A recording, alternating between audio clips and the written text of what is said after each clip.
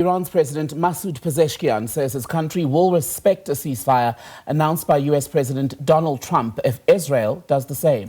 Israeli Prime Minister Benjamin Netanyahu said after a conversation with President Trump earlier today that Israel had refrained from additional attacks against Iran.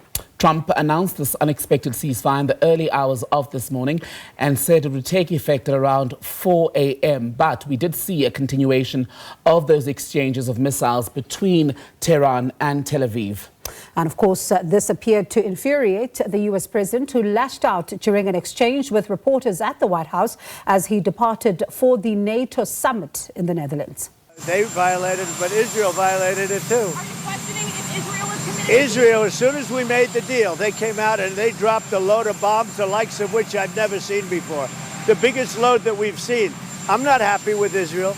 You know, when I say, okay, now you have 12 hours, you don't go out in the first hour and just drop everything you have on them. So I'm not happy with them. I'm not happy with Iran either. But I'm really unhappy if Israel's going out this morning because of one rocket that didn't land, that was shot, perhaps by mistake, that didn't land. I'm not happy about that. You know what?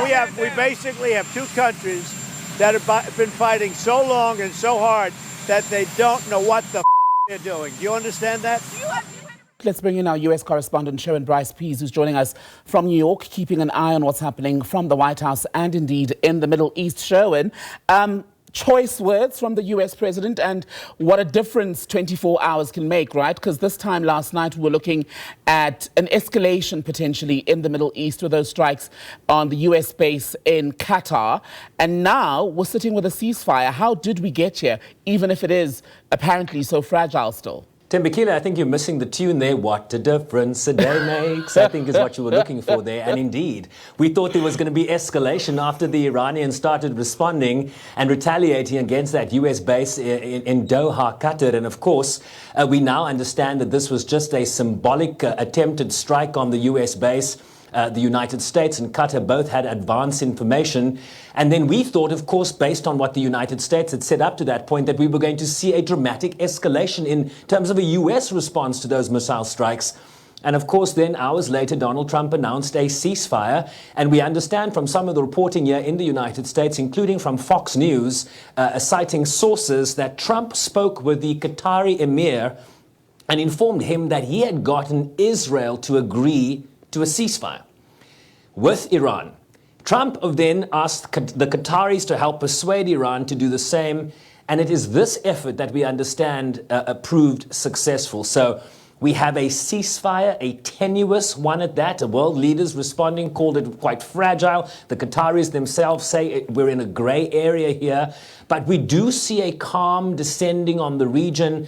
But of course, we do not have a formal ceasefire agreement here. This appears to be sort of a handshake, nod, and a wink in terms of getting the parties to agree. But there's no formal framework here. There's no legal framework here. So essentially, you have a simmering in the tensions. But those tensions still remain. I mean, in terms of how you now move this process forward, they've stopped fighting with each other, but does it resolve the outstanding issues that predicated the beginning of this conflict between Israel and Iran, and subsequently the United States entering into that conflict by striking those 3 nuclear facilities? Have we resolved the underlying issues here? And the answer is an emphatic no. So we're going on basically a verbal agreement between Tehran and Tel Aviv, but in terms of a formal resolution, there is one on the table introduced by the Russians, the Chinese and the Pakistanis. This was on Sunday. They were, at least at that point, trying to build a bridge towards an unconditional ceasefire. Do the developments then of the last, let's say, 18 hours render that point moot? Well, I just got off the phone with the spokesperson to the Pakistani mission here, one of the 3 countries that is pushing forward this resolution, and he just told me that this resolution is still a go. They don't know the timing exactly as to when it will be put to a vote, but essentially this a legal framework that the Security Council is seeking to undertake here would call for an unconditional and immediate ceasefire, which we appear to have in certain iterations of a cessation here. But also critically, Tembekile, this is a resolution that would call for a a political, diplomatic effort here to address the outstanding issues as it relates to Iran's nuclear program. There are, of course, concerns around the levels of enriched uranium, the stockpile that Iran still possesses. We don't understand what the current situation is around that stockpile, if in fact it was moved before some of the hits by the United States on those 3 nuclear sites. So there is still a lot of negotiating, a return to a negotiating framework here that is required to move this process forward. And I can tell you that in addition to President Pezeshkian saying that Iran will respect the tenets of this Trump ceasefire if Israel does the same, he also just said that they are ready to defend Iran's legitimate rights and also ready to resolve issues at the negotiating table. So what the Russian, Chinese and Pakistani effort here at the United Nations would provide is a legal framework in terms of those negotiations, as opposed to the sort of handshake deal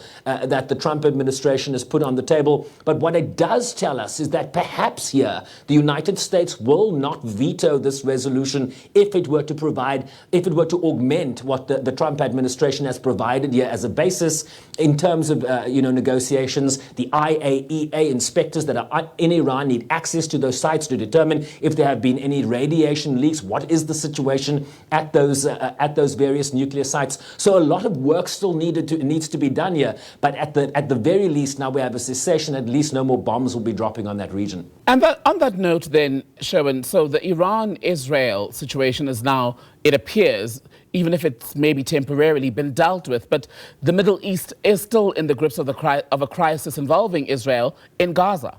Yeah, you've got one ceasefire between Iran and Israel, and you've got an outstanding lack of a ceasefire for the people of Gaza. What this has done over the last 10, 11 days, Tembekile, is distract us from momentarily from the dire conditions that continue to permeate the enclave, where some 2 million plus Palestinians are still trapped.